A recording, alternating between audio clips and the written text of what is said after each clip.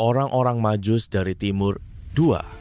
Satu sesudah Yesus dilahirkan di Betlehem di tanah Yudea pada zaman Raja Herodes, datanglah orang-orang Majus dari timur ke Yerusalem. 2 dan bertanya, di manakah dia, Raja orang Yahudi yang baru dilahirkan itu? Kami telah melihat bintangnya di timur dan kami datang untuk menyembah dia.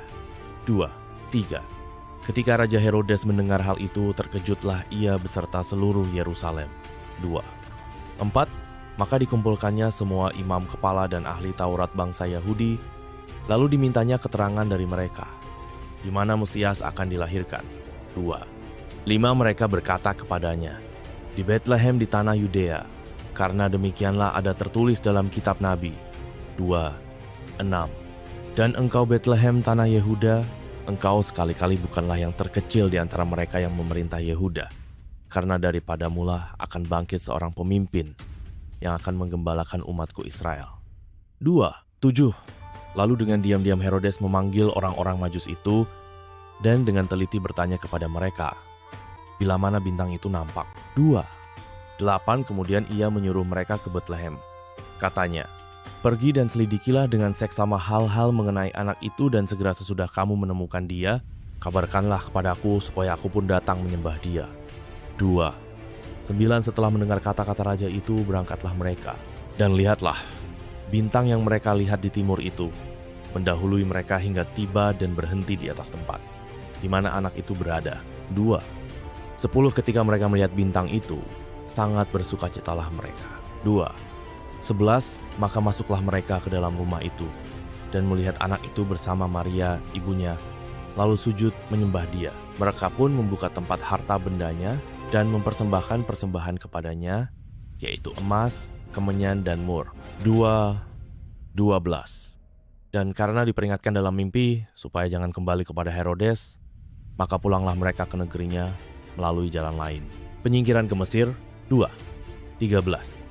Setelah orang-orang Majus itu berangkat, nampaklah malaikat Tuhan kepada Yusuf dalam mimpi dan berkata, bangunlah, ambillah anak itu serta ibunya, larilah ke Mesir dan tinggallah di sana sampai aku berfirman kepadamu, karena Herodes akan mencari anak itu untuk membunuh dia.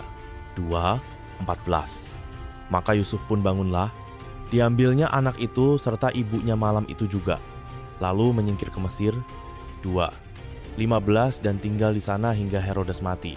Hal itu terjadi supaya genaplah yang difirmankan Tuhan oleh Nabi, dari Mesir kau panggil anakku.